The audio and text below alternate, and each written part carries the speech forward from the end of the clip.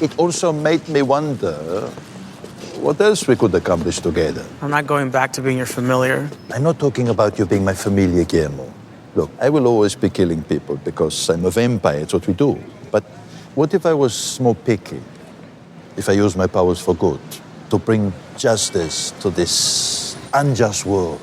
Oh, you mean like Batman? I don't know who that is.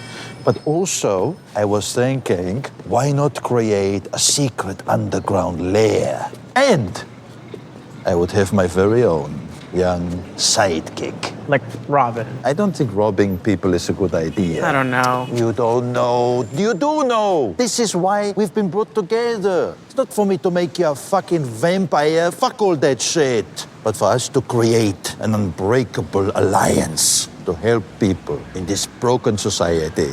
Some shit like that. Face it, Guillermo. You're never gonna be just a normal human guy. You don't belong with them. You belong with us. But I'm not a vampire. No, you're not. You're something even cooler. You are a warrior.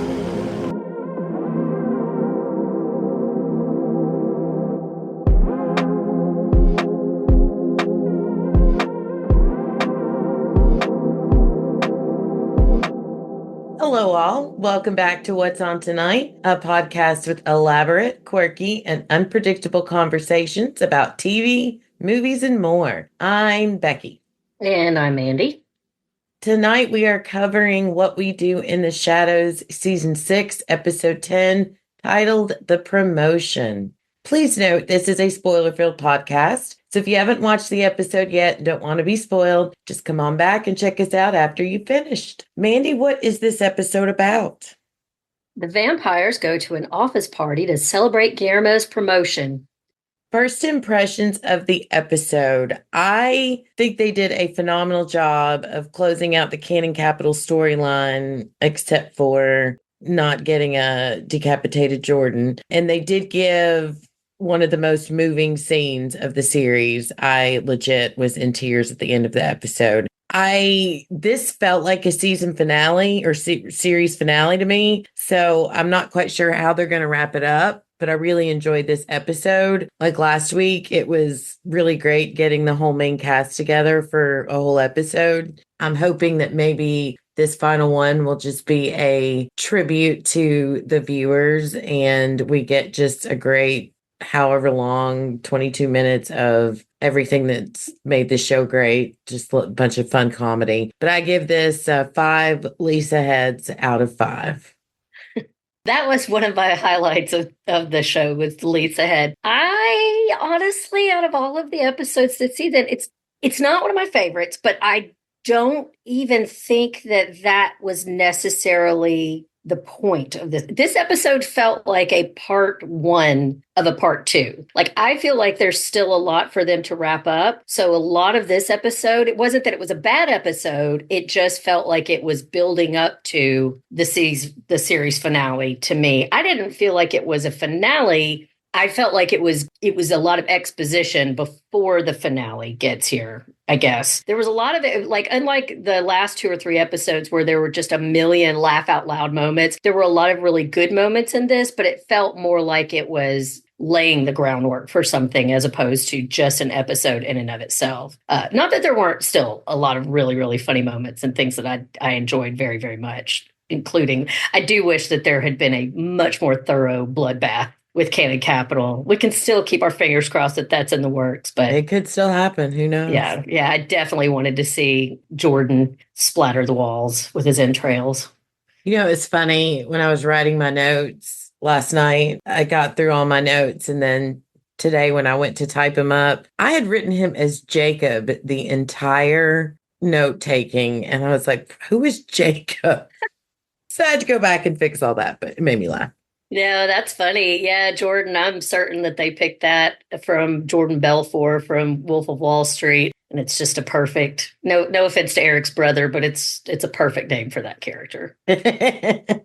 So we start out the episode with the little montage of Guillermo's fitting in at work. And I thought it was really sweet to see him happy. But what of all that they showed, him trying to eat the rice with the chopsticks, and getting like one piece in his mouth. That was funny. How I feel eating with chopsticks, but I do it anyway. Yeah, I don't eat anything that's, or should, in my opinion, be put in a spoon. I don't even try with chopsticks. But there's sushi that if it's way too unwieldy, I'm like, no, I'm just going to look like a hog and just pick the whole thing up with my hands and shove it into the sludge that I make with the wasabi and the soy sauce. I don't even try anymore with it. I'm pretty good with chopsticks, but I'm not trying to eat rice with it. I get it. What I thought about that beginning part with Guillermo was that he had really come into his own douchebaggery in that first montage there. Like you could see them kind of calling back to when he was playing handball with Jordan or racquetball with Jordan before, when he was kind of sucking it up and Jordan was dominating him. And instead in this one, he's pissing Jordan off because he's actually winning. And, the last episode, last few episodes when we talked about, how timid Guillermo was with the cursing, and he wasn't really, it wasn't very unnatural for him. And he just didn't have that same kind of douchey vibe that all of his coworkers had, even though he was trying desperately to fit in. But you can tell in that beginning montage that Guillermo has really leaned into the whole vibe of Canon Capital. He's cussing, much more fluently. He's high-fiving and making the shitty jokes with his coworkers and just generally acting like an asshole and fitting right in. You could tell he's fitting right in with the group now in a way that he wasn't in the past episodes. Yeah, he was being a douche, but I just seeing him genuinely happy makes me happy because he's had such little joy for this entire time with these vampires. And that is the thing that I love the most about this episode, was that storyline really came full circle with Guillermo finally getting the recognition. And I don't want it to jump too far ahead, but actually coming to the conclusion that he did not want to be one of these people, seeing them for what they were and standing up to Nandor for all of the years that he didn't get the recognition that he deserved, and finally getting that recognition. So that's why I say that it's felt like a part, because there were definitely things in this episode that felt like they were a finale of certain plot lines that have been going along for the last 6 years. But I just feel like there's still a lot out there that's unresolved. And I'm really excited about next week. Did you see a preview? There was not one. There is a very short synopsis on the episode guide if you look, but there was not. I watched till the very last second. Okay, good. Then I don't feel like I missed too much. You didn't. No, I think you saw everything. All right, right on. So back to the episode when Guillermo comes to tell them that there's this party being thrown in his honor and they're so mean to him. And Laszlo is asking, so you want us to come? We're coming as your friend or someone else's? And Colin Robinson says someone else's would be better. They said someone else's feels better. Oh, feels better. Yeah. Like, what does that even mean? Like, it just feels more natural to be friends with someone else. To not be friends with Guillermo. God love him. Even Colin is crapping on poor Guillermo. He gets no love, and not just like, I'll go, but I'm going as an employee of Canon Capital, not your friend. And then Nandor also says he's going to go as a former employee and giving himself the title of Chief Supreme Janitor. And Guillermo's like, pretty sure you're just a regular janitor. And Nandor's like, don't worry, I'm not going to be triggered. By being there. A couple of things about that scene before they got there. Well, first, I want to go back a little bit, like what Guillermo's finally done that seems to have won him a little bit of respect from the office and Jordan, and is he has given them some information about shorting an acquisition that they're about to take over. And I had to look up what short is because I don't speak what's the word? What's the word I'm looking for when you speak a language really well? It's just completely left my head. Fluent. Good Lord. Anyway, I don't speak fluent douchebag, so I had to look up what a short was. And it is where you are pretty certain that a company is going to lose value soon. So you go ahead and snap up stock and then you sell it, hopefully at a premium, and make a profit off of it before it tanks. So that's what he did. So he has basically gone in and it's a little bit shady what he has done, but he has made them some money by giving them some inside information where they were able to make a good profit snapping up this poor business that was about to go under. Anyway, that was just something I looked up because I didn't know. I have to say this because had we made a rule not to talk about the show before we podcast about it, you would have gotten a phone call from me, because there's the scene where Laszlo wants to trot Monster out like a show horse. And I didn't like, that's one of the biggest things I did not like about this episode. I don't like it when they make Laszlo be the mean guy or like that dominant. I didn't care for his attitude towards the monster, but it did give us some great Colin Robinson moments. But when they're going back and forth about him taking the monster, and Nadja insists that if the monster is going to go, he has to wear his trousers. And Laszlo says, "Not tonight, Josephine," which I know came from Napoleon, because back in the day, Napoleon could not keep up with Josephine, his wife's sexual energies. And so that's where that came from. Well, I Googled that too.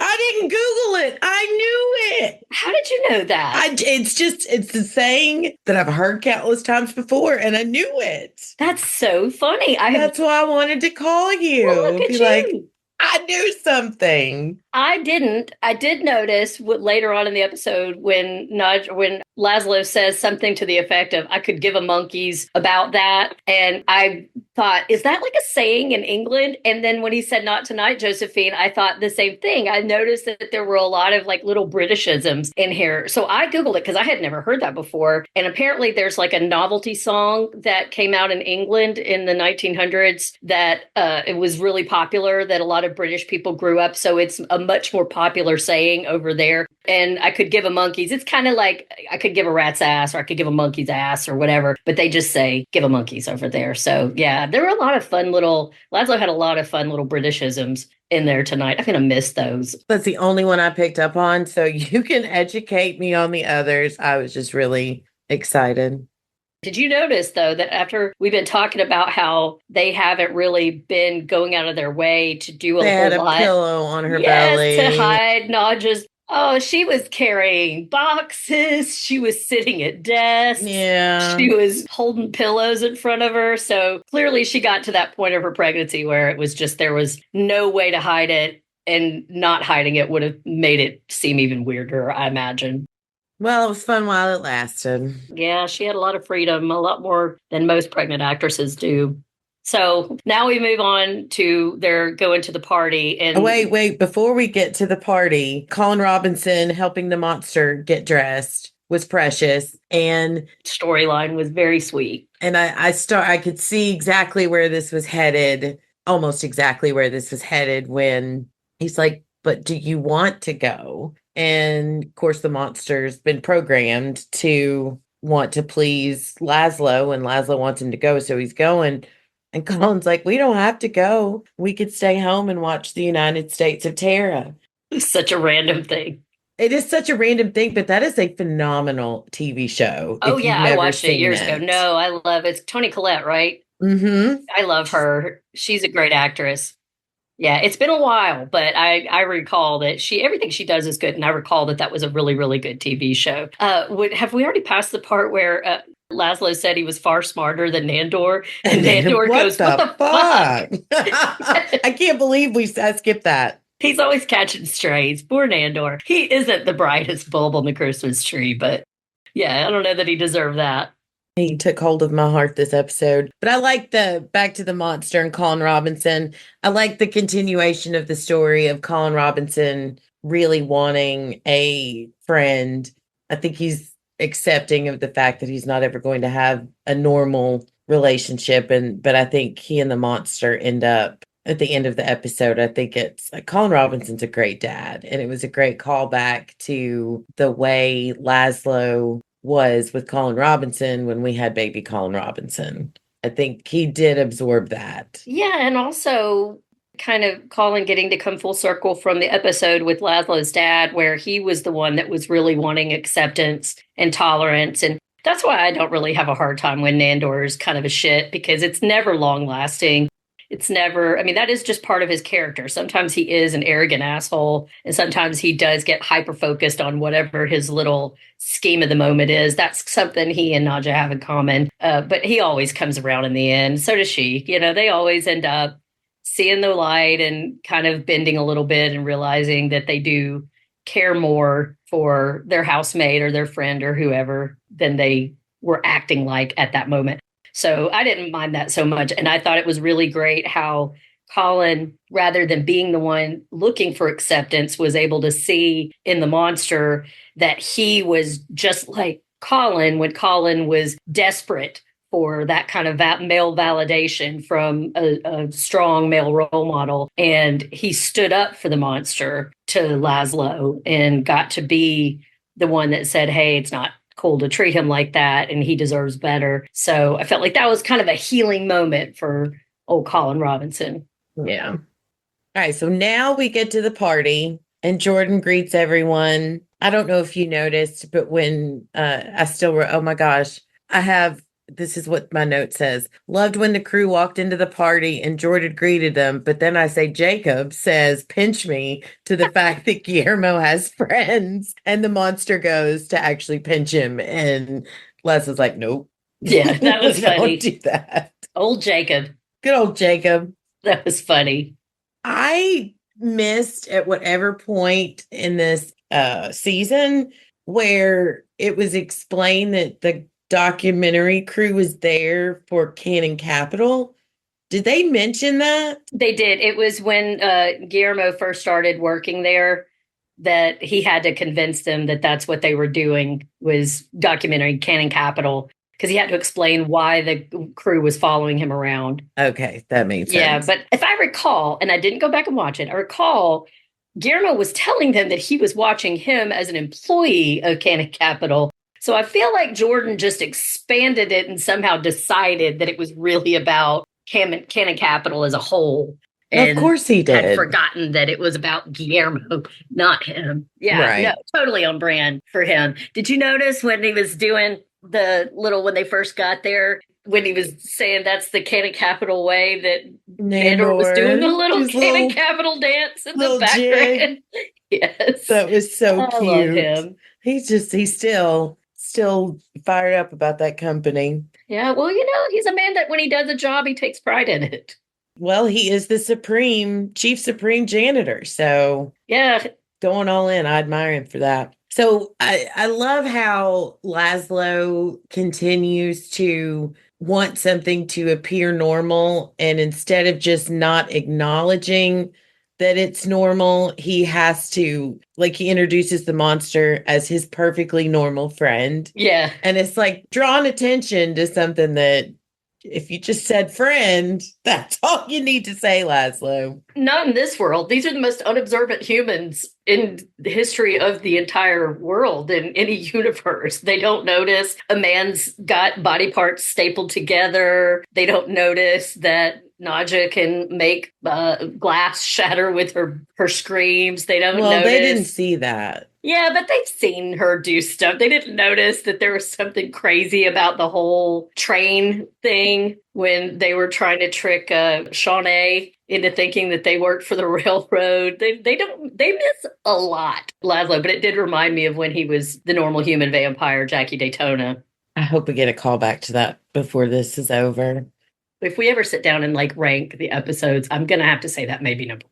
I know it's your number one. It's not mine, but I did watch that last week, and it is definitely towards the top of the list for me, but it's not my number one. I'm not going to go down that rabbit hole because there's 15 quotes from that episode that I'm tempted to go into right now. So I'm going to let that go before I let it take over my thought process here. Did you notice when they were going to go to the bathroom and he was asking where it was, and Laszlo says thanking you instead of thank you? No, I missed that. Jordan tells him where it is and he goes thanking you instead of thank you, which is so Laszlo.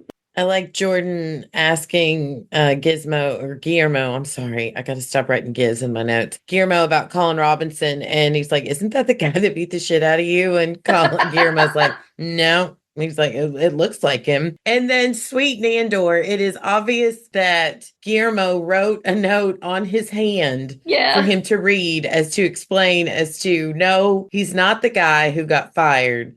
That's his, how did he put it? That was my slow-witted brother. That was the janitor. And then Jordan asks him what he does for a living. And he tells him that he was a warlord in the Middle East and led armies. And he says, oh, like Mossad, which is the fighting arm of the Israeli intelligence. And he says, Mossad. And Nandor goes, Gesundheit. Yeah.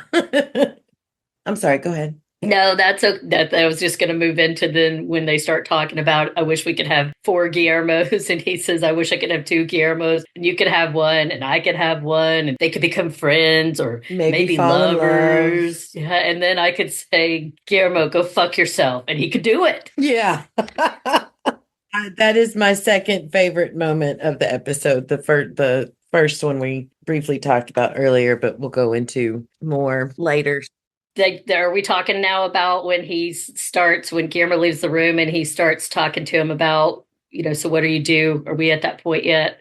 We can jump into that, but I was first going to go through the list of what Nadia does when she finds out that she got her new job.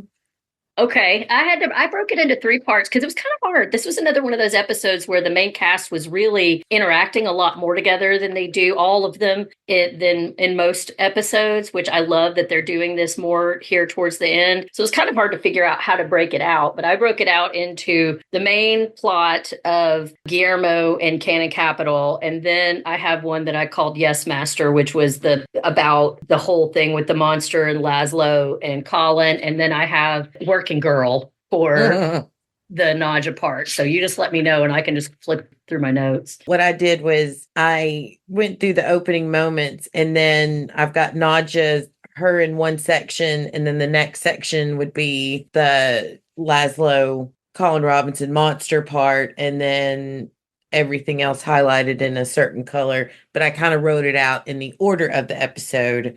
I've got it sectioned off so we can easily dive right in. So I want to start with Nadia getting a job while at her current job and believing that the human custom is to burn every bridge before you leave, and them showing the people that have been fired or let go from Cannon Capital going off. I thought that she thought that they made lamps, really big lamps. The whole time that she's worked at Cannon Capital, that's what she thought they did. Yeah. I like that she thinks that they burn every bridge so that the other coworkers won't miss them so much. It's really kind of sweet. And then Laszlo is like, is Guillermo going to be all right if you leave? And she's like, what are you talking about? He's like, it's why you work here in the first place. And she says, fuck it. Have you ever burned bridges like when you have left a job? That is not true. One time I worked for Wendy's Old Fashioned Hamburgers in Elizabethton, Tennessee, and my boss she was just a horrible, horrible person. And I decided to get a job, and I went in to give her my 2-week notice. And she said, and I quote, well, if you're quitting on me in 2 weeks, I don't need you now. And I said, you know what? F you. And I turned and walked out the door. Ooh, good for you. I think she deserved it. Laszlo would have been proud of me to look at that woman and say, get fucked. I love that you specified that it's Wendy's old-fashioned hamburgers. Because that's what it is. I know. It's just I've never heard them called by their full government name before. So I love that. I like a Wendy's. I like their fries, love too. A Wendy's hamburger. I worked at Burger King and I did not like their fries. Still hate their fries. They are from the devil. They're disgusting. They were okay when I was a kid. They're terrible now. Their burgers are okay, but I think Wendy's has the best. I love a Burger King original chicken sandwich. Yes. Cut in half like we used to get when we were kids. We could be here for hours. Maybe this should be our next podcast. But I was going to say, I did burn. Funny, I hope if my kids ever listen to this, Mom tells you all the time, don't ever, ever, ever leave a job until you already have something else lined up, and don't burn your bridges. However, I don't really know that this is even necessarily like super setting fire to the bridge. But when I left our old place of shared I was thinking employment. that. I was like, you burned it with him, didn't you? I sure did. The last week that I was there, as we've discussed before, my boss at the time was an absolute pig of a man. And I said before he hired me that I would not make a great assistant, but it turned out he only hired me because they were pressuring him to get one and he didn't really want one. So he hired a completely inexperienced 25-year-old whose pants he wanted to get into. Not that I knew that at the time. And when he realized that wasn't going to happen, was a complete asshole to me, gave me very little to do. I am not somebody who enjoys sitting on my ass all day. I need something to do. So I found things to do. But as you'll recall, he was making the beast with two backs with a good portion of the 25-year-olds with daddy issues in that building. Oh, he tried me too, but it didn't happen. No, thank you, girl. sir. So anyway, like the last week I was there, I shared what I knew of his activities with as many of his lady friends as I possibly could, including the one that he had been calling his quote unquote girlfriend. She took me out to lunch and I gave her all the information on where the bodies were buried before I had my last day. 30 years later, I don't regret. Well, 20 years later, I don't regret it. I don't regret one bit. I know this person and everything you say is completely accurate, and I do not blame you at all. I don't know that it materially affected his life at all, but I like to believe that it made it a little bit harder for him. Just at least if he had 5 minutes of uncomfortableness, yeah, I think it would have been worth it. If I saved one young 20-something from getting whatever gonorrhea he was going to expose them to, then it was a deed well done. Anyway, so here's my list of ways Nadja, as she says, fucks up as much shit as possible. I love that was her people's motto, was to fuck up as much shit as possible. They had a lot of anger issues.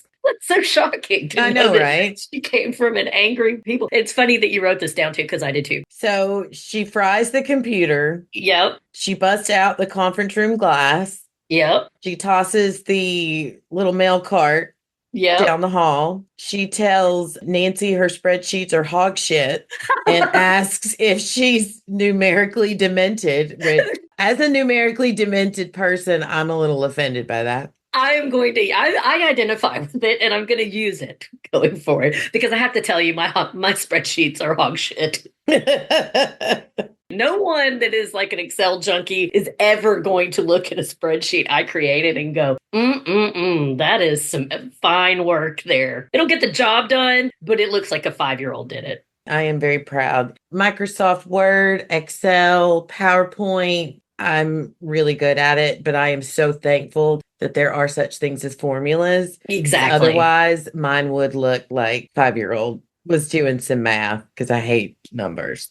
So then she goes on to tell Brock his fiance has been cheating on him with her brother forever, or his brother forever. Then she tells, which is my favorite, she tells Lisa her voice is incredibly deep, nasal, and grating. Your whole vibe is you crave love because you never had it before as a child. Where were your parents? And then she goes, I swore I wouldn't cry. Yes. Like she had just said something very heartfelt and sweet to Lisa. But yeah, high five, Nadja. I hated Lisa. Lisa was only like, it was it was Jordan, then that redheaded dude, and then Lisa in the pecking order of people I wanted to see squished. Yeah. And then her last act before everything blows up is she starts stealing stuff off of a random desk. And he's just like, that's not your desk. Not anymore. And then she's gone. I like when she tells him she's got a new job. She goes, headhunted. Yeah. And Laszlo's so proud. Like, that's my baby. That's my girl. We all need a Laszlo. Yes, we do. So that's the main Nadja discussion. There's little bits of her trickled towards the end of the episode. But now we can dive into, let's go ahead and knock out the Colin Robinson Laszlo part because I really want to focus on Nandor. Yeah, Nandor. Oh, I got one right. Nandor and Guillermo. But I do want to save the elevator ride for the end before we go into what happened when they got off of the elevator. Oh, that's fine with me. Okay, that elevator scene rocked my It was world. funny. There was some genuinely great silent comedic acting that happened. Oh, so good. So, first thought on Colin Robinson. I told you I didn't care for Laszlo shaming the monster, but I get it because it gave us more of a chance to see a sweet fatherly Colin Robinson. And we also got to hear Matt Berry say, Patrick Swayze. Yeah. He's a fine dancer. He's no Patrick Swayze. What else did he say? Cocktail? Yeah, he had him reciting that Latin that the monster was speaking to everybody, and Laszlo was really mad that nobody was appreciating what Laszlo thought were wonderful party tricks for his monster to be exhibiting. And one of them was reciting Latin, and I looked it up, and it's a famous poem by Homer. It doesn't make any sense because it was just like a little snippet of it, so I won't bother translating it. But that's what that was. And I like when Colin said, "Let's go take a break and see how many pizza rolls you can fit in your mouth." That's more party tricks that I can do. That's my kind of party. You invite Mandy and I over, that's the kind of fun stuff you're going to get. Yes. Although, if Mandy breaks out and starts reciting a poem in another language or written back in the 1800s, I can't help that. Well, that's a good time for everybody to go to the bathroom. We'll break off to go heat up some more pizza roll. Yeah. Historically, that is what happens normally when I bring the vibe down. Somebody get the pizza rolls. That's Mandy's cue to wrap it up. I liked it when the monster was fitting in, and that little thumbs up Colin Robinson gave him. That was adorable. So sweet. And then, of course, he accidentally makes a mistake, and Laz is mean. And then Colin Robinson's got one of the great lines of the episode. Chill your tits, Laszlo. Yeah, that was funny. I liked what Laszlo said. You were doing well with the wankers. Yeah, that's a good one. I also like the Laszlo coming back. Chill your tit. Yeah. Colin Robinson. I've noticed a lot. I noticed it this season, but it carries on that episodes I'm rewatching. That Laszlo really is like that petulant child who you tell him to be quiet and they're like, you be quiet. He can't stop himself. Yeah, he's not going to not come back.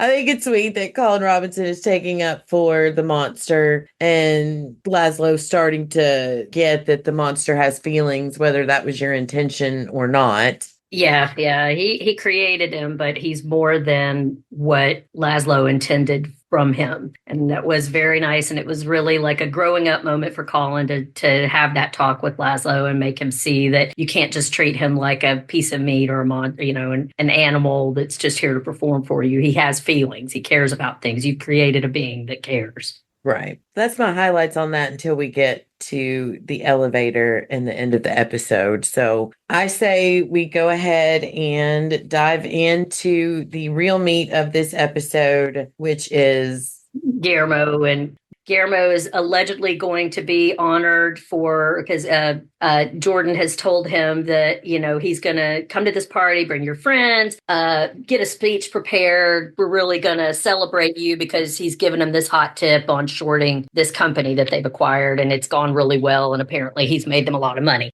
So Guillermo's got all of his buddies. They're all there. And he's told Guillermo to go. What was it? Oh, no.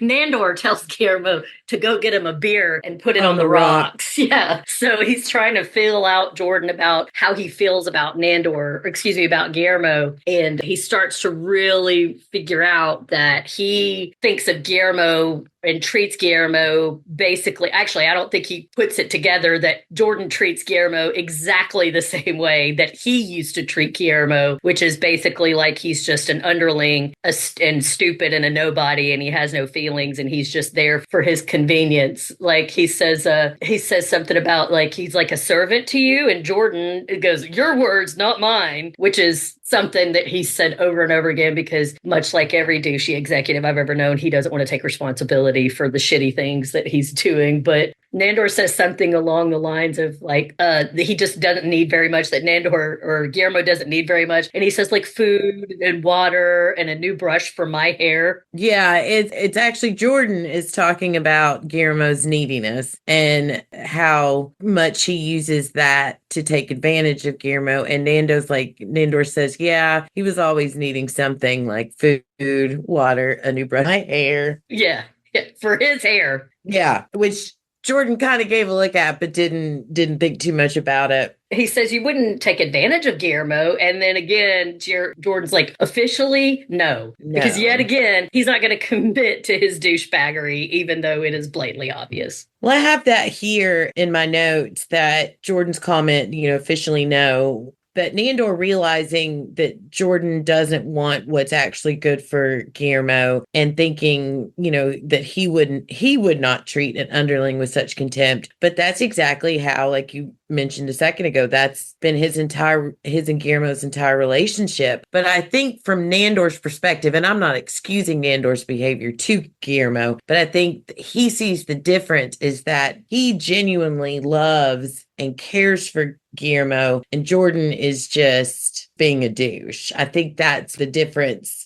Oh, it's definitely the difference, but I would say that initially there wasn't that much difference. If there were actual moments in the interplay between Nandor, Guillermo, and Jordan in this episode that literally were callbacks to earlier episodes that mirrored things. I won't, but that mirrored things that Nandor had done to Guillermo in the past that Jordan was now doing to him right in front of him. So I think that Nandor does start to figure out eventually that he trained Guillermo to accept this kind of behavior from a supervisor, that he trained him to take the bare minimum because he took advantage of how badly Guillermo wanted to belong and wanted validation. But it takes him a minute to realize that. And I think he's starting to see it here in true Nandor fashion. He can't fully accept that he's a bad guy in this situation. Right. So in his mind, well, okay, maybe that was a bit of how I was with Guillermo, but I care about him, so it's different. Yeah, I think it's in Nandor's head, it's like, it's okay for me to do it, but not you or anybody else. Yes. So Guillermo looked so proud when he was practicing his speech. And, I wrote in my notes here that even though Nandor was 100% telling the truth about Jordan to Guillermo, which Guillermo will find out here in just a minute, but I completely respect and understand Guillermo's reaction. And you mentioned it in your opening thoughts about the episode, that it was so good to see Guillermo stand up for himself, stand up to Nandor, and to be truly raw and real with his feelings. You never believed in me. Why wasn't I good enough? Of course, Nandor missing most of the point, thinking that doesn't sound like something he would do. It sounded exactly like what he did do. Yes. Yeah. I like there was a slow burn, very slow burn throughout this episode. And it did take some dips, and we'll continue on about it. But, it was Guillermo just slowly starting to make his way to the front of the room on his own and not letting anyone else drag him down. Yeah, I love that. And it needed to happen. And I'm glad that we got that resolution and that character development before the finale. I thought that was great. I think it needed to be done and said. And I liked that moment for Guillermo. And it led to what was coming up at the end of it, of the episode with him and Nandor. Yeah. But what really, and this makes me hate Jacob Jordan even more, is, Jacob Jordan.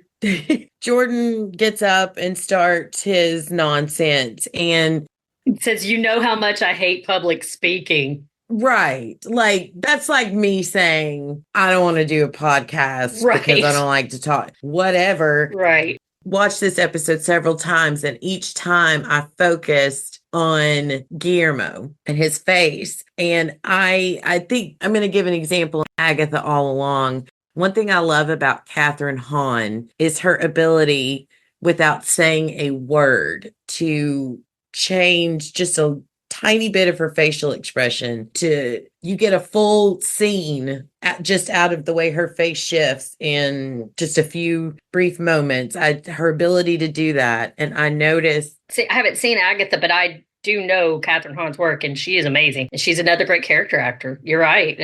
That is what makes Harvey Guillaume, I'm never going to be able to say his last name correctly. That is what makes him great. Like we discussed last week, these are all really good character actors. And you're right. Like Guillermo's whole arc was written on his face in that scene. It was so well done. I know this show will not get any award show love, I'm sure, but man, I tip my hat to him for that. And then when it's all said and done, and you know, Guillermo just had this strong moment with Nandor, like, no, you've been bad to me. You're not going to do this to me anymore.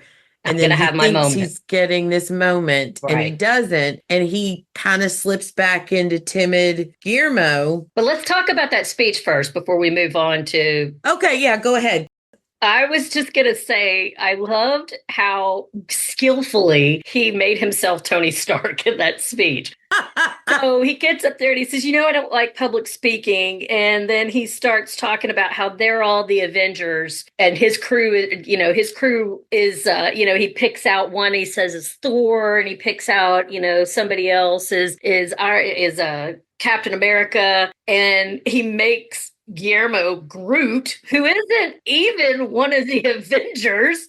He ended up being, spoiler alert, Thor's handle in Endgame. He did? Oh, I didn't know. Yeah, I told you last week when we were talking before we started recording, I don't watch the sad ones, so I haven't watched any. Oh, man, it was Groot's.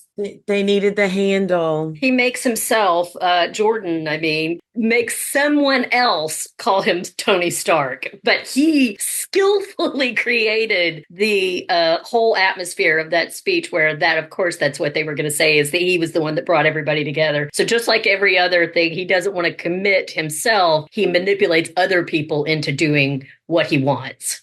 I watched this scene, and it's very funny that you brought up your previous boss, because when I watched this scene, that's who I thought of. I was like, this is 100% him. Oh, yes, for sure. Like, the whole reason I started working for him was because he was a groomer. He liked to go around and he would be who he was speaking to. He would figure out who that person wanted him to be, and that's who he would be. He would do it. And he used to come up there and he knew my disdain for spoiled executives. So he would come when he was in and tell me all these hilarious stories about ridiculous things that his fellow executives had asked for when they were traveling. Things like that to make me think that, he was one of the little guys. And then the minute I start working for him, the mask falls off and you see he's just the biggest shark in the lot. Yeah, he's the same. Yeah, if not worse. Ugh. Anyway, that is why I'm going to be so glad to never go back to Canon Capital. This has brought back a lot of triggering memories. Nandor was not triggered going back to Canon Capital, but Mandy is. But I am, yes. You've every right to be. I'm sorry, Guillermo. We've got to pick a show next time with names that we can say. Well, it's not that, because I just write him as Giz in my notes, but I mean to call him Guillermo on the podcast, but we'll all figure it out. Yeah, everybody knows who I'm talking about. So he goes to stand up to Jordan a little timidly, but Jordan tries to bullshit him and make Guillermo think that wasn't about you. You're not ready. Right. But you'll get there. And then he thinks he's going to be able to pawn him off again with some small little gesture. And Guillermo is so excited, like, oh my God. Thinks he's getting his promotion. And he comes back with a photo of Jordan and Guillermo. And I had to pause because I could not stop laughing at going back to that beautiful moment when Guillermo, it's his birthday, and he thinks he's getting ready to become a vampire. And instead, Nandor gives him a beautiful glittery crepey paper drawing of I knew Nandor exactly why you Guillermo. wanted to be the one to talk about that. Thank you for letting me, because that is my favorite episode. I knew it. That's where I remember texting you Yes. When you like watch this show, and I'm like, I'm in. I am all in. Creepy So paper. thank you, writers, for that callback. It was brilliant. Yeah. But I love how Guillermo is like, no, I'm no. And he shuts it down. Yeah, this time he's not spending another 6 years being somebody's lackey. Yeah. Yeah. Jordan gets in his face. Do you know who you're talking to? Oh, so gross.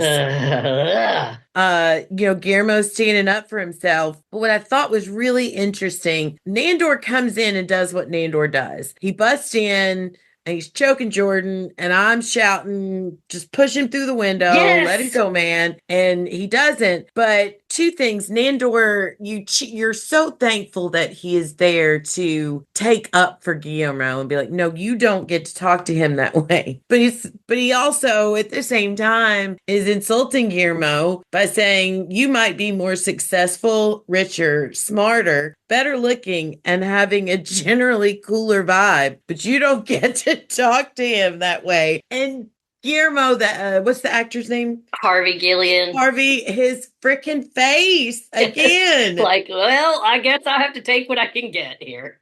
Right. But Yeah. and that's going to bring me to a very important point towards the end of this episode. Don't let me forget that. Well, I love that Guillermo was about to break. Like, here's what I took from that. And this is going to be delicate because I don't want to skip ahead to that I know what scene you want to wait until we get to that scene at the very end. So don't want to skip ahead of that. But one of the things that was going on here is that we remember very forcefully, Guillermo remembers, and you see it in his face. He remembers, I am a Van Helsing. I am a dangerous person. And he literally breaks a stake off of... That's company property. Yeah. And he is about to unleash on Jordan. And Nandor, I think, partly came in at that point because he knows that Guillermo doesn't want to be a killer. Guillermo doesn't have the heart I didn't think about to that. be a killer. But Nandor is. Nandor is a killer. He's an unrepentant killer, and he has no problems about squashing Jordan like a bug. But he saw that Guillermo was about to break, and instead he came in and was going to do the violence if violence needed to be done. So, but I love that. I love that Guillermo was ready to defend himself, though. I love that he finally got to that breaking point. But I also love that he didn't have to do anything that he would be regretful of later. No, that's cool. I didn't think of that, but I did think of this. I think the real standout moment for Guillermo here was telling Nandor, do not kill him. And Nandor actually listened. I love that too. And stood down. Yeah, I loved that too. After he threw Jacob Jordan down the hall. Yeah, I love that too. And then Guillermo tells Jordan, I don't have to kill you. I'm going to do something worse to you. I'm going to go to the SEC, the Stock Exchange Commission. And Jordan is like, oh, well, who's going to believe you? And then that's when he breaks the news to him. And I loved that Guillermo did the little, like the finger guns at all three cameras to point out, that these cameras have been recording the whole time. I loved that. And not for Jordan, but for Guillermo. And then he's the star, not Jordan. Jordan gets it broken to him that all this time you thought you were the big guy and you thought the important guy. And all along, I've been the one that they've been here for. And I've been going behind your back. I'm not an idiot. I've been recording everything, which, thank goodness. And he pulled out the receipts and not just the ones from CVS. Did you? Did you read I tried really hard to read the email that we start seeing a series of flashbacks of times that they have just been blatantly talking about insider trading and things like that. And Guillermo's been having the crew record it. And if you remember that he showed an email that was up on the screen. So I took picture after picture of that thing. And I tried to blow it up and I could read quite a bit of it. It was just some email between Frankie, who's one of the guys that are, in the bullpit there, and the redheaded dude. What's his name? I don't remember the other one that I wish I call him Big Red now because that's what Guillermo said in the first of the episode. It was an email between them because the redheaded guy was accusing him of losing some tickets to a concert or something like that. That's all that was. So very disappointed in that. Well, he kept that receipt. He did. Whatever. If it was going to be important, he was going to have it. I don't know how I didn't make a note on it, but before we get into the elevator, so all that's said and done, and when was it that Nadja announces she got a new job and basically It was got right about then. I scammed? think it was then. I think Is that right was, then it yeah. segues. Okay. Yeah. Nadja gets up and she tells everybody, I've been headhunted. I've got a new job. I'm out of here. And then she tells them that you probably wrote this line down, Becky. I didn't. Did you write down exactly what Nadja said? No, that's why I'm saying I don't even have a note on that. Okay, so she gets up and she tells them, later, suckers, I'm out of here. I've got a new job. Somebody recruited me. All I had to do was send them $10,000 and some pictures of my feet. Yeah, and then then recruit 15 of y'all. Yes, yeah. And so that's when everybody at Cannon Capital starts telling her, you just got scammed, dumbass. And Lisa calls her a bitch.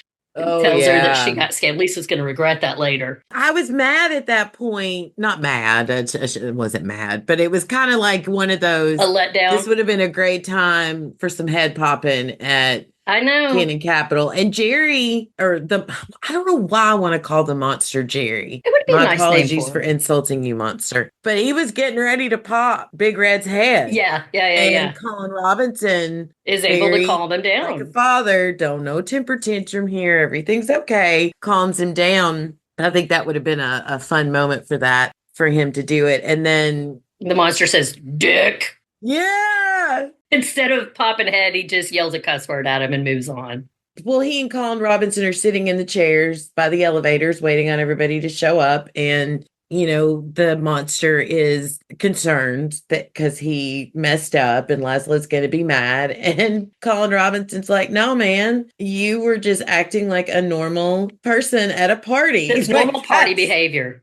Normal party behavior, and tells him he's a cool dude. I loved that. And I think that was when the monster was like, okay, this guy, we're friends, cares about me. So then we get in the elevator, and the elevator ride was amazing. Everybody, the directing and camera action in this was so well done. They pan on everybody's faces and everybody's all disappointed and bummed out. And then Laszlo says something to Monster, and Monster's like, he is now Colin Robinson's monster. And Laszlo's mad, and Colin Robinson points out to Laszlo that it's a good thing. The good things the monster did at the party, and Laszlo acknowledging that they did do a good job with this monster, and that they will force the entire science community to eat shit.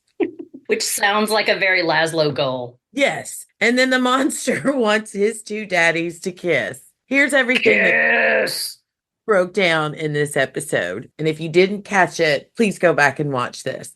Nandor's cheeky grin was amazing. Yeah. Nadja's look of absolute, I don't know, I couldn't quite tell if it was disgust or annoyance. And then the moment where Laszlo, the monster's trying to push him together, and Laszlo is like vehemently like, no, I am not doing this. And Colin Robinson's like, I mean, we have still have 7 floors to go. And then camera pans over to Guillermo, and he's just got this, oh my God, his face just like satisfaction for the strength he showed in finally realizing he's worth something and he doesn't need to take anybody else's crap. And then looking at this wacky group of people and realizing, for better, for worse, this is his family. And I felt like acceptance to me, but also, oh, here come the shenanigans. They want the dads to make out. I loved all of the work that was done. Like, it just was a reminder, that moment was a reminder to him why he loves these ridiculous creatures. Yeah, and then Nadja's little comment, he takes after his daddy, the horny little freak. Yeah. And then Nadja, just in perfect Nadja tone, is like, let's get out of this shithole. And Colin Robinson is like, give me your hand.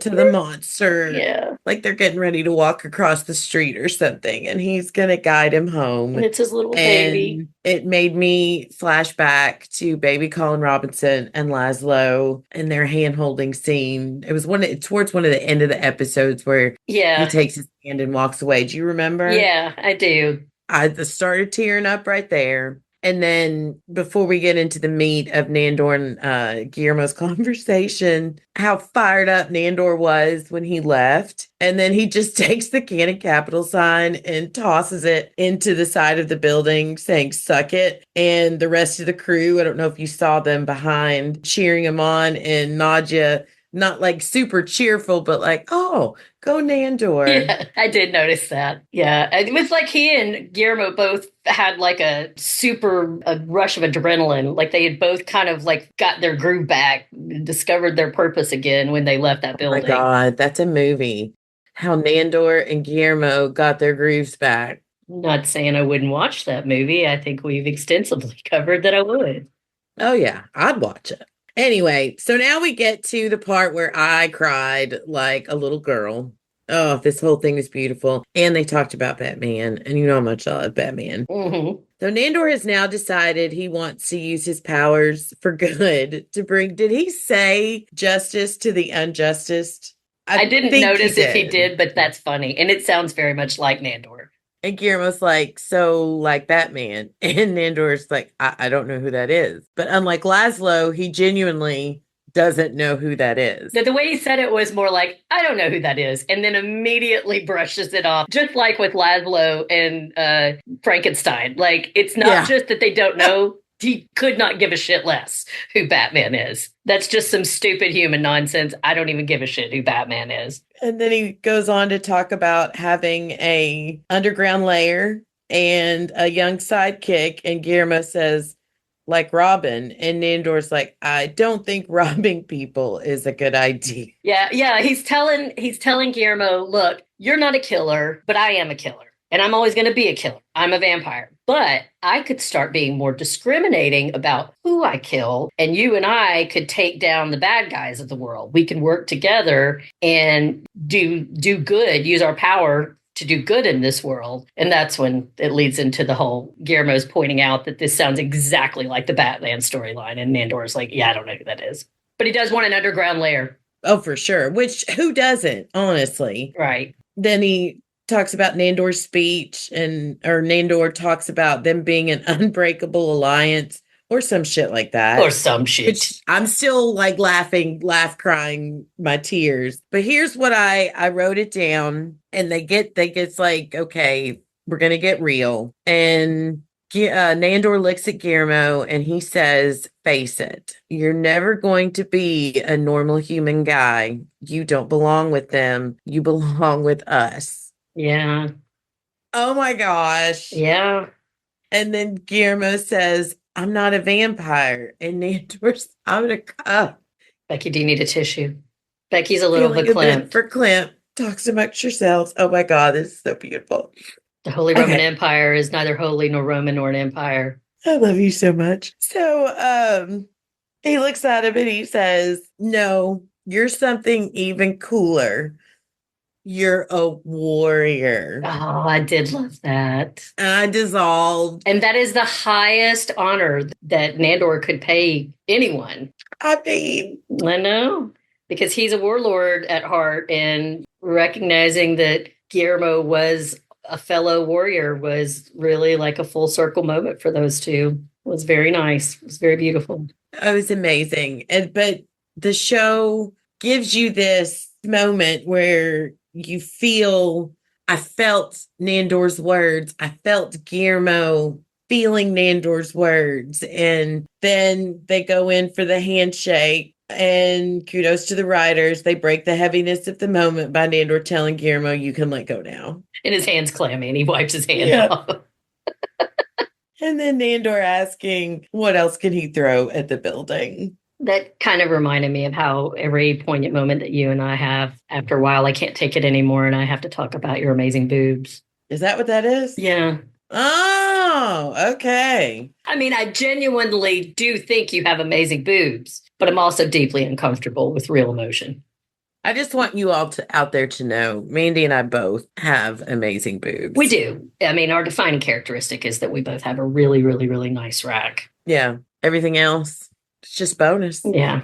You're welcome. Yeah. The brains and the humor and the stunning wit and, the encyclopedic knowledge of all things television, that's all just a bonus. It's the Hooters.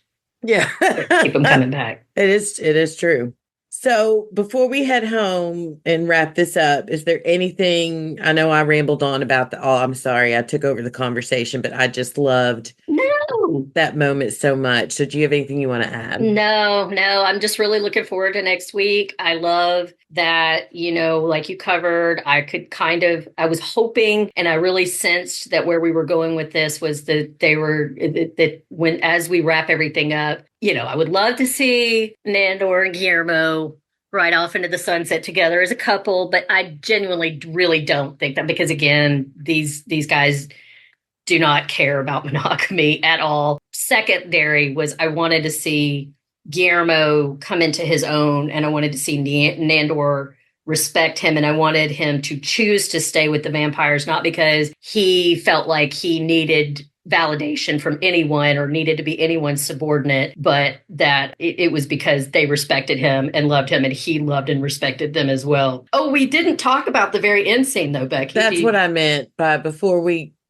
head home. Gotcha. Got to their home. Oh, I was wrapping my purse up. I didn't know what you're doing. Preach, girl. You said some good stuff. I don't know what we're going to do going into the finale. I would like to see... Well, you know what? Let's save that. You talk about this next scene, and then I think before we go, when we get to the end, let's talk about like what we'd like to see next week. Okay, cool. So we get home and they're all dragging themselves up the stairs to the house, and Laszlo is absolutely done with a corporate pit of despair, and Nod just says, "You were only there for an hour." And he's like, "That was long enough." To which I looked at him and said, "You're right." Yeah. 100%. After about an hour in the office, that's genuinely how I feel too. Same. And then, of course, Colin Robinson had a great time. And he got a bobblehead. And so did Nadja. When she pulled Lisa's head out of that was box, hilarious. And Guillermo just simple, like, "Is that Lisa?" Yeah. And in tears, she's saying, "She really was my favorite." Yeah. And now you have her head forever. I thought that I didn't see that coming. Me either. That was very funny. It was well executed and acted, and it was great. I liked the end, but this one little part where it looked like Giz was, woe is me, Giz, starting to feel bad again. I wish they would have just had Nandor say, "Hey, Guillermo, come in. We've got some things to plan. First on the agenda, capes. What if we wear them on our fronts?" I don't like that little moment of looking like Guillermo is falling back into the woe is me after that beautiful, powerful moment the two of them had together.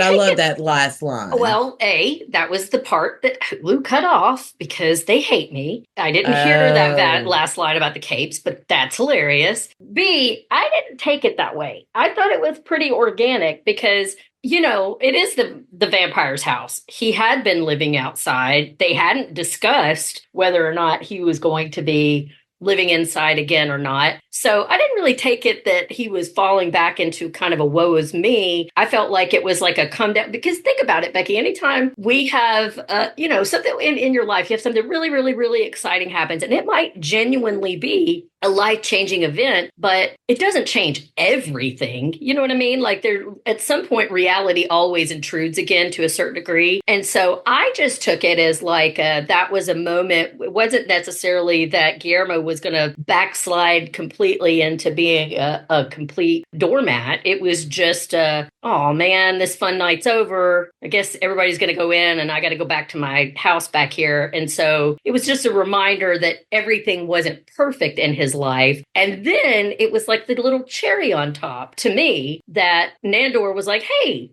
what are you doing? Like Nandor reminded him, no, this is a new day. You come in, you're back in here with us. This is now. So I didn't see it the same way you did. I thought that it was just more of a little, like one of those moments you have after a really, really exciting day where you just kind of, it's not that exciting day didn't happen and it may not have even changed your life, but you still have to deal with reality. That's fair. I still think they could have left out the sad face and had all of that been executed fine, but I hear you, and I do think that works. Either way, I'm glad he's out of the, what was it, the wanking shed? The jerk off shed. The jerk off shed. I'm glad he gets to come out of the jerk off shed and potentially even go back to his tiny little room underneath the stairs. Before we go into what we expectations for next episode. You want him to get his own bedroom. Yeah, for sure. They got enough. My final thoughts, I love the moments between Nandor and Guillermo, especially after leaving Canaan Capital. I think that this episode did a great job of closing that part of the story, though I am really upset we didn't get to see Jordan Jacob fly through the window. Yeah, this is a good place for us to talk about what we'd like to see next week, I think, once you wrap up what your final thoughts are here.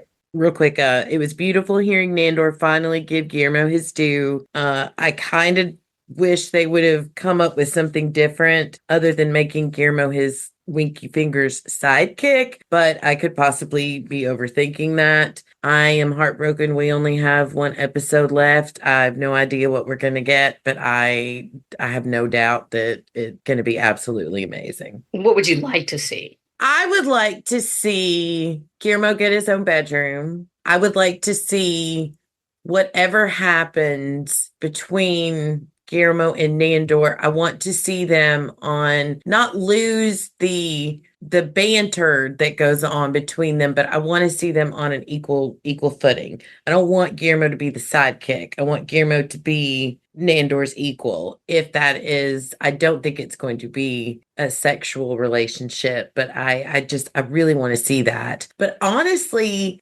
I don't know. What I wanted, I got in this episode. I was trying to think when I was writing up my notes, like, how are they going to end this? And I just want to see, I would love for the episode to be an hour long. I think if they just continue on Staten Island, I don't know what I want other than just you don't really feel like they left a whole lot out there. You feel like a lot of it's been wrapped up. I hear you. I do want to see Guillermo accidentally set the Baron on fire one more time, just for old time's sake. Nothing against you, Baron. I adore you. That is always I just funny. think that would be a fun callback. I think that he and Guillermo have moved, Nandor and Guillermo have moved towards a more equal relationship. I don't think it would be in Nandor's character not to mess up, because there is just an inherent arrogance about him, and he's very old. By the way, Becky, it's hard for me to concentrate because I think somebody's being murdered in the parking lot out here, but we're just going to ignore that. I think that he's... You see my Guillermo face? Yes. Like, oh. Yeah, whatever. Yeah, good luck. Anyway, I think that it's unlikely that you're not going to still see some moments where Guillermo's going to have to pull Nandor back to earth and remind him that he's not the sidekick, because I think that the one thing that all of the vampires have in common, aside from Colin Robinson, is that they firmly believe they are the star of their own lives in the show. So, and Nandor... Well, no, I was going to say arguably Nandor more than all, but I think all three of them are incredibly arrogant. So I do think that whatever adventures they're getting into, Guillermo is going to have to continually pull Nandor back to reality every once in a while and just say, hey. Once in a while. Right. But I think they've already moved towards Nandor accepting deep down that they are equals and that he wants to treat Guillermo like an equal. I just think that's going to always be a struggle for Nandor. That's fair. I'd like to see a little bit of them getting into their shenanigans with hunting bad guys. I hope maybe incorporating some of Nandor's or Guillermo's. We're going to ride this out with me just interchanging their names every time I come up. I can't stop myself. So anyway, I would like to see Guillermo's family maybe be incorporated into that, his heritage as a Van Helsing, and maybe his mom and his cousin, and they're all out hunting bad guys together. I think that would be great. I would like to see Naja, she clearly has been looking for some kind of purpose this season, something outside the house, something to do. I think that's kind of been a theme with her throughout the series, is just, trying to find a job really that she enjoys. So I'd like to see where she goes with that. With Laszlo, I just feel like Laszlo, he doesn't have that journey. He's not looking for a purpose necessarily. I think he's grown as a person. He's become kinder over the last 6 years. He's become more empathetic. He can have his head up his own ass like they all can every episode, but he generally comes around to being more empathetic by the end. So, I don't really know what I'd like to see for Laszlo. I guess just, him continuing to accept that Naja can have a life outside of him. Maybe just more with him and Guillermo and the monster. Though I'd like to see the monster get a name other than Monster. That would be nice. I want the guide. That was what I was getting to at the end. Like the one thing that I think they did not wrap up yet that I would really, really like to see is something cool happen with the guide. And I also... And Dolly. Yes. Naja. Oh my gosh. Yes. Dolly has to come back and I really want Dolly to have a big part of this next episode. I want to see her have some significant time because I'm not ready to let Dolly go. I love her so much. She's such a great addition to the show. I think it would be really awesome if they did something like they did at the end of season 1 when they had the Vampiric Council and they had all of those celebrity vampires. Tilda Swinton from, Only Lovers Left Alive, and Joe Manganiello, who never was a vampire, but he was in True Blood, and Wesley Snipes, who was Blade, and the guys from the original What We Do in the Shadows movie were in that council. I would like to see them come back. I'd like to see Taika Waititi and Jeremy Clements come back. Robert Pattinson. Add Robert Pattinson. I think if you really should have shot for the moon when you were going over the things you were looking for, Becky, go ahead. We got a wish list. I want to see Robert Pattinson come onto the show and maybe even hook up with Naja. That would be the ultimate. That'd be hot. Yeah. It's unlikely, but hey, this is your wish list. So I say shoot for the moon. It's my world. You get out of it. If I have to, I guess if I'm going to go and shoot for the moon, we already got Eric Northman in that last episode, but maybe he could come back and take his shirt off. What if he came back with Edward Cullen or Robert Pattinson and they make out? Okay. That's what I want. I don't hate it. I don't care if anyone else is on that show for the finale. That's all I want. If that just 22 minutes of those two making out. Like, give me a soapy shower scene. Becky and I let me get that spot, Alexander Skarsgård. Okay, Robert Pattinson. Thank God our husbands don't listen to this. I would say this in front of my husband. Would too. I would too. And Eric would just roll his eyes. Same. Yeah. So yeah, there it is, guys. That's mine and Becky's major wish list. And if it doesn't happen in the finale, we will be starting, once we figure out what we're going to do next, part of that will be a GoFundMe to make the cast and crew get back together to film that scene. Just that scene. Actually, we don't need the cast. It's just the crew. Yeah, just the film crew and those two guys. Alexander Skarsgård and Robert Pattinson. Yeah. So that's it. That's it for me. All right. Well, that's it for me. That was fun. That was a good discussion. Yeah. I think anyone not listening to us is truly missing out. They're really missing out, man. We have a good time. All right. So let's move on to feedback. Okay, our awesome friend Steve Brown left us a voicemail. Let's hear what he thinks of episode 10. Hello, Becky and Mandy. This is Steve, and this is for What We Do in the Shadows, Season 6, Episode 10. Oh, and we're back to Guillermo and his job. Nice. Oh, it's good that he's killing it. Ooh, who is Mr. Nelson? Have we ever heard of this guy? He's the upper management. I love how at first none of them want to go as his friends, but now because he doesn't want them to go, they all want to go to this party. And what is this party going to be, you think? Uh-oh, Monster needs the toilet. This is not going to end well, I don't think. Oh, and Nadia's been offered a new job. And is this the final episode? This just can't seem to end well with Nadia destroying the place because she's getting a new job or thinks she's getting a new job, right? I don't know. You get yourself a cocktail, Laszlo. Oh, Nandor's finding out how Guillermo's boss really feels about him, and it's not great. Oh, okay. I just had to pause and check. There's one more episode. There's an episode 11. That's the finale. Did he just call Guillermo Groot and himself Tony Stark in this Avengers speech? Oh, Nadia figured they're all realizing that she got scammed. Oh, and Monster's about to pop somebody's head. Oh, okay. He stopped him.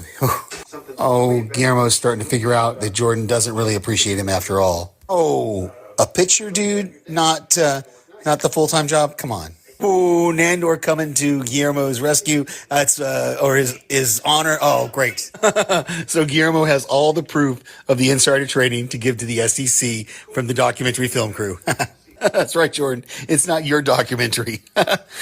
Oh, Nandor just picked up that whatever and just threw it into the building. He's excited. He's charged up. Nandor wants to become Batman, Dracula Man, Vampire Man. Oh, that's touching. He says, you don't belong with them, you belong with us. But you're not going to be a vampire, only cooler.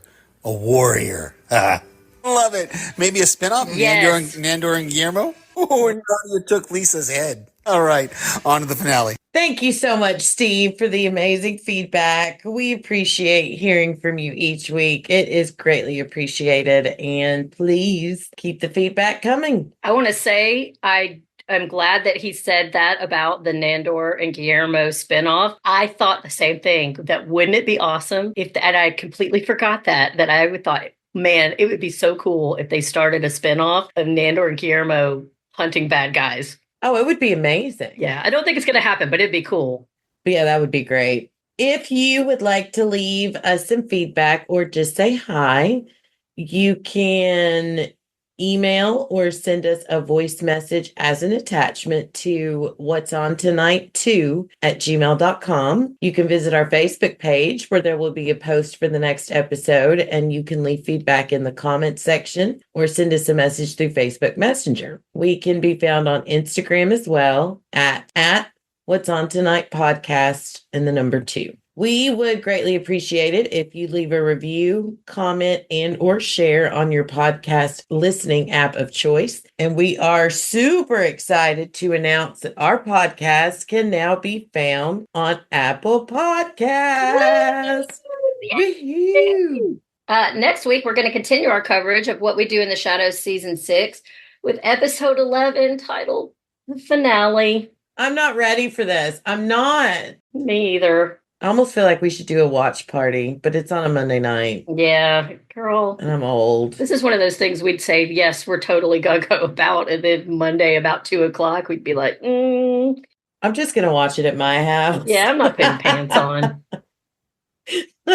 Oh, Mandy, do you have any podcast recommendations or anything else that you would like to share with our listeners? No podcast, but I do have 2 things. The amazing poet from Knoxville, Tennessee, Nikki Giovanni, passed this week. I encourage anyone who is not familiar with her work to please Google her. She was incredible. If you are familiar in her honor, I encourage you to go and revisit some of her beautiful work because she really, really, really was a light to this world, and it's very sad that she's gone. And I would also like to mention, as always, Nashville Launchpad, which is a organization that has created a network of temporary, safer, street-free sleeping shelters for unhoused young adults, which are open and affirming to LGBTQ plus individuals and their allies. They have I know this is a really tough time of year for all of us, but if you have a couple of extra bucks, they have an Amazon wish list, or you can donate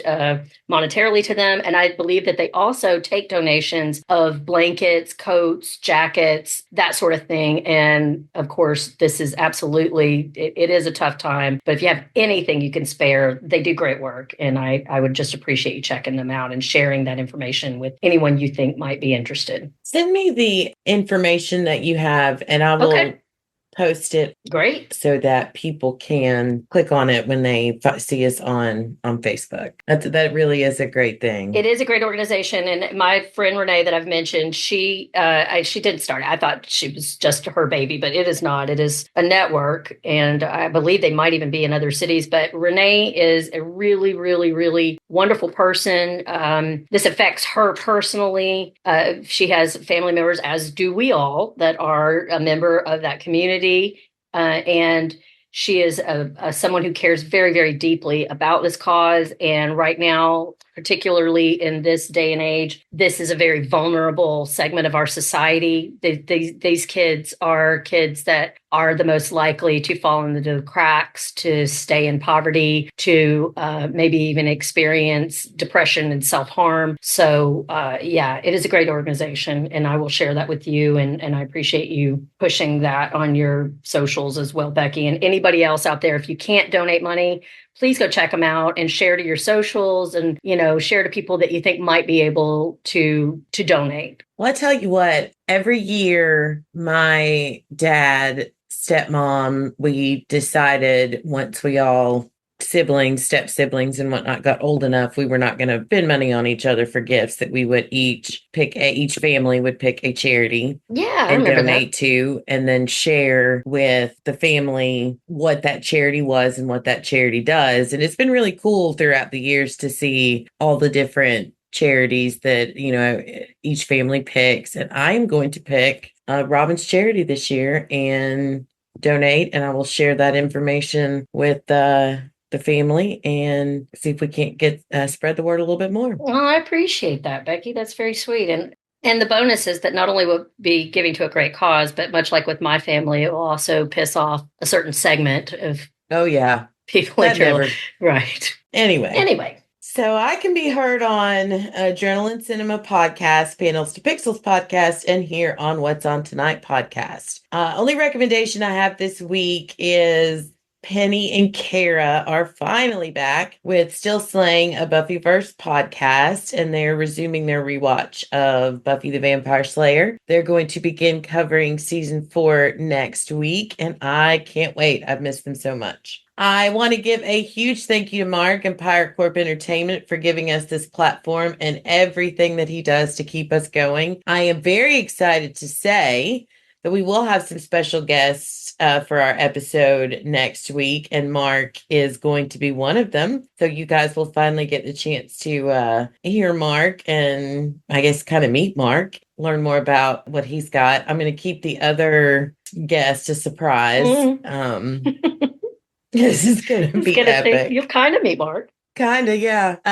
Anyway, please visit the Pirate Corp website. It can be found on our Facebook page, and there you can find our podcast as well as other podcasts like the Slay Lounge podcast with Billy and Will. They're taking a little break right now for the holiday, but they will have new content coming out soon. And I'm very excited to talk about Mark's project that he's been working on, a Pirate Corps music podcast. And it is official that it will be coming in January of 2025. It's where he's going to have different people on each episode to talk about either a favorite artist or a specific album. I'm very excited. It's not something that there's a lot of on podcast, and I think it's going to be great. So stay tuned for that. Yeah, that sounds really cool.